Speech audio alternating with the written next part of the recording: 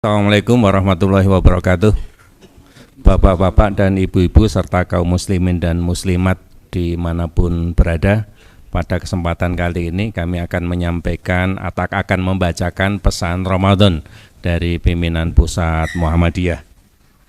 Pimpinan Pusat Muhammadiyah setelah menyampaikan maklumat PP Muhammadiyah nomor 1 tahun 2025 yang menetapkan awal bulan Ramadan 1446 jatuh pada hari Sabtu 1 Maret 2025, menyampaikan pesan Ramadan sebagai berikut.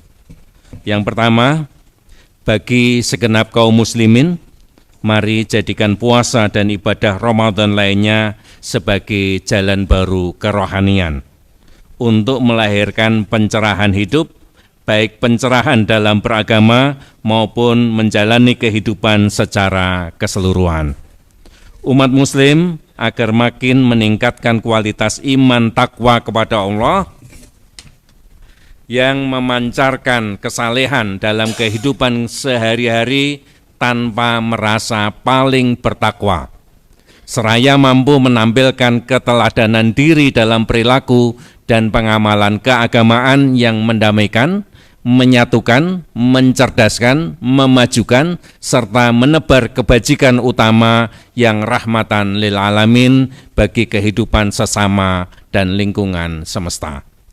2. Puasa Ramadan niscaya menghadirkan pencerahan rohaniah multi aspek, sehingga setiap muslim secara individual maupun kolektif menebar kemaslahatan bagi diri dan lingkungannya. Jadikan puasa sebagai wahana atau jalan pencerahan. Berpuasa yang mencerahkan, mengembangkan pandangan, sikap, dan praktek keagamaan yang berwatak tengahan atau wasatiyah, membangun perdamaian, menghargai kemajemukan, menghormati harkat martabat kemanusiaan laki-laki maupun perempuan, menjunjung tinggi keadaban mulia dan memajukan kehidupan umat manusia. Berpuasa yang mencerahkan diwujudkan dalam sikap hidup amanah, adil, ihsan, dan kasih sayang terhadap seluruh umat manusia tanpa diskriminasi sebagai aktualisasi nilai dan misi rahmatan lil alamin. 3. Hadirkan puasa dan ibadah Ramadan lainnya untuk membentuk diri bagi setiap muslim sebagai insan tercerahkan akhlak dan tindakannya. Muslim yang tercerahkan, buah dari ibadah puasa, tidak akan mudah marah, buruk ujaran, dengki, dendam, congkak, menebar permusuhan, dan segala perangai yang buruk. Jauhi pola hidup boros, berlebihan, dan pamer kemewahan di tengah banyak anak bangsa yang hidupnya susah dan berkekurangan. Dalam kehidupan sehari-hari, baik melalui hubungan langsung maupun media sosial, senantiasa menebar kebaikan dan keluhuran nilai yang menunjukkan pribadi insan bertakwa yang utama. Seraya tidak menebar hoaks, kata-kata buruk, kebencian, permusuhan, dan yang menimbulkan kerusakan dalam hubungan antar sesama dalam kehidupan bermasyarakat, berbangsa, dan bernegara. 4. Berpuasa yang mencerahkan dapat menghadirkan spiritualitas keberagamaan yang berjiwa al-ma'un dengan kepedulian sosial dan panggilan memberikan jawaban atas problem-problem kemanusiaan berupa kemiskinan, kebodohan, ketertinggalan, dan persoalan-persoalan lainnya yang bercorak struktural dan kultural.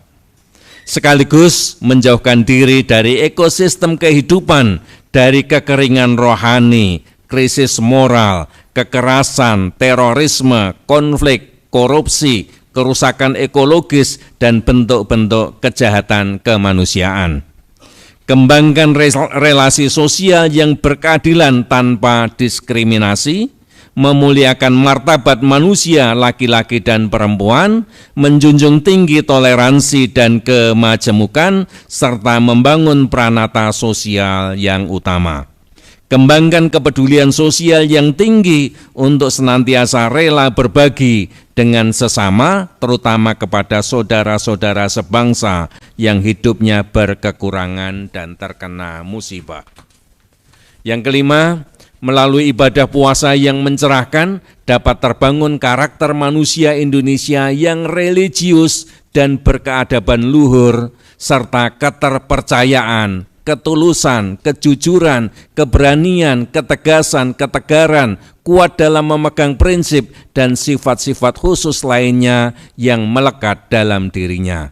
Sementara nilai-nilai kebangsaan lainnya yang harus terus dikembangkan adalah nilai-nilai spiritualitas, solidaritas, kedisiplinan, kemandirian, kemajuan, dan keunggulan. Jika religiusitas dan karakter keadaban mulia seperti itu yang tertanam dalam diri setiap insan muslim di negeri ini, maka tidak akan terjadi wabah korupsi, penyalahgunaan kekuasaan, eksploitasi sumber daya alam, pencurian kekayaan negara, permusuhan antar sesama, berbagai bentuk kekerasan, demoralisasi, dan segala jenis pengrusakan tatanan lainnya yang membawa prahara atau petaka bagi masa depan bangsa dan negara. Yang keenam, kehusukan beribadah puasa maupun ibadah lainnya di bulan Ramadan selama 1 bulan mesti melahirkan hikmah beragama dan berperi kehidupan yang serba utama. Perbedaan dalam praktek ibadah hendaknya makin memperkaya toleransi yang tulus dengan mengedepankan ukhuwah seluruh umat yang terbebas dari ananiyah hizbiyah atau keakuan kelompok yang mengoyak rumah kemajemukan milik bersama. Jadikan agama dan puasa sebagai jalan keselamatan, kebahagiaan, dan lintasan perjalanan hidup yang mencerahkan diri, keluarga, dan peradaban bersama. 7. Dalam kehidupan keluarga, jadikan puasa Ramadan sebagai momentum meneguhkan keluarga sakinah guna meningkatkan ikatan kuat kekeluargaan, edukasi bagi anak-anak, lebih-lebih di kala libur sekolah, menjalin hubungan baik dengan tetangga dan warga masyarakat, serta menjadikan rumah sebagai tempat paling damai dan dapat menyelesaikan masalah-masalah secara baik, sehingga terbangun pola kehidupan keluarga sebagaimana diidealisasikan Nabi bahwa rumahku adalah surgaku. 8.